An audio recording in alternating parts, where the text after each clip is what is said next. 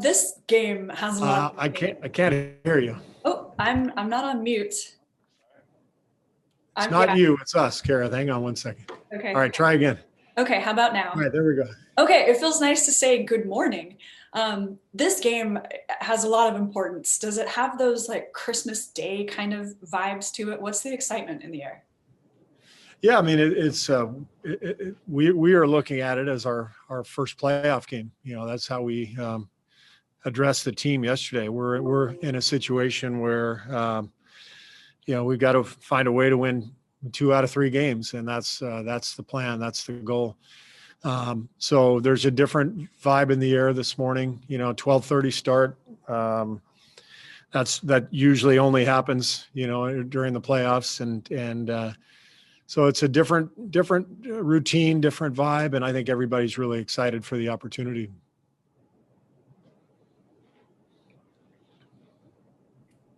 Hi, Steve. Mark Medina here. Good to see you. Hey, Mark. Obviously, Steph's done his thing all season, but through the ups and downs of the year, what have you discovered about what the rest of the team's identity has become?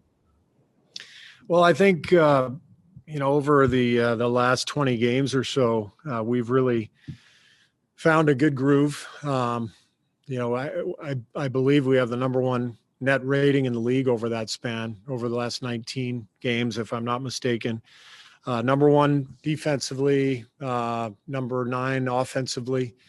And that, you know, for us is quite an accomplishment, particularly on the defensive side of the ball. So we've just been really scrappy. We've been playing, you know, some small lineups, but we've had phenomenal seasons from both Steph and Draymond that have given us our foundation.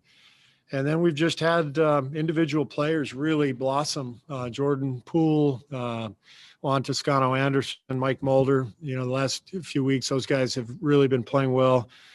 And I think Kent Bazemore's given us a huge lift as well with his on-ball defense. And then the guy who's sort of unsung for us is Andrew Wiggins. You know, he basically played every game until the other night, and guards the opponent's best wing, and he's just there for us night after night. So we've found a good groove.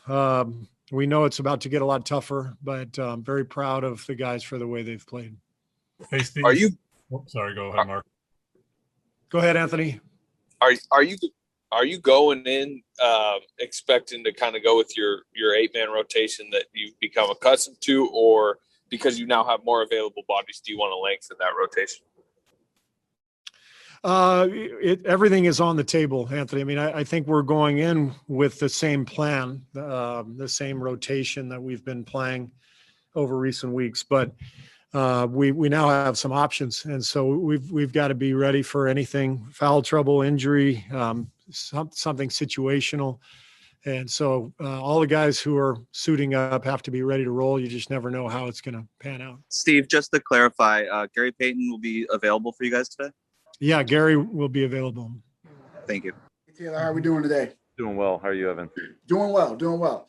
So we just got finished talking to Steve Kerr, and he said that the Warriors are treating this like a playoff game for you guys. I know you've always tried to take the one-game approach, but do you feel like this is at least close to what a playoff game atmosphere is going to be like for you guys? Yeah, I mean, it'll be definitely close to that, but our mentality is business as usual. You know, we obviously know the importance of this game, but it's important for us to be trending in the right direction, playing our best basketball this time of year and moving forward. So we've got one task at hand today, play a really good team, the Golden State Warriors.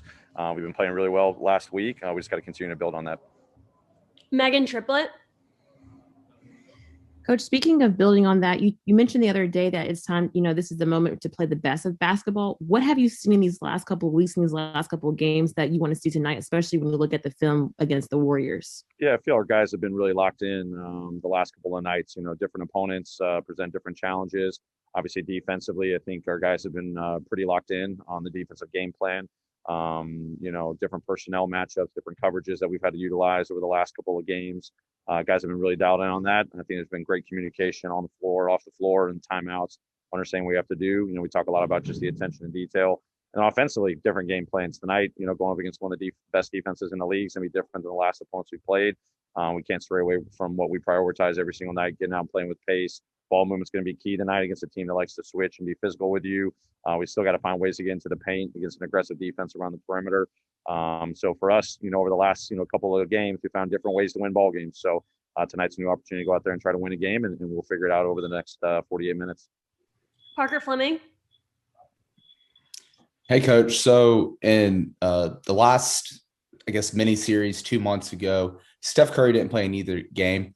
I know there's going to be a lot of emphasis on defending Steph Curry, but do you think that those games in particular helped you kind of build a foundation on how you want to game plan against guys like Andrew Wiggins and Jordan Poole?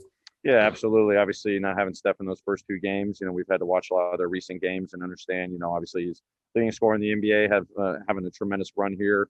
How we got to slow him down. It's definitely not going to be an easy task. But then definitely what we've learned, about the rest of their personnel. Wiggins having a heck of a year, Poole having a great year in his growth from our offensive standpoint. So definitely a lot of takeaways you can take away from those 2 games, even though it was a while back. But definitely study a lot of their recent games and seeing how they're all being successful outside of Curry. Adam Tite. Following up on that, Coach, with the Steph Curry matchup, what are sort of the boxes that you're looking to check in slowing him down tonight? I imagine that's not just an individual assignment, but what are the things that the team is going to need to do and execute in order to slow him down? Yeah, I mean, he doesn't make it easy for you. He doesn't beat you one way. Obviously, his 3-point shooting's elite, but he does that a lot of different ways. It's coming off the ball screens. It's this constant movement off the ball. It's in transition. What we've got to do coverage wise too. You can't just throw one thing at him and give him a steady dose of one thing. But they've also got elite playmakers around him, especially in Draymond, playmaker, in their ball screens and dribble handoffs. Got to be mindful of those situations. So for us, wrestle with him, be smart, disciplined at the same time, know that he's a constant mover on the different actions that they're going to run, as random as they are. We just got to be sticking to our habits and our execution of our game plan to hopefully be successful tonight. How difficult is it and how important is it to remain disciplined defensively, knowing how much they like to move the ball around?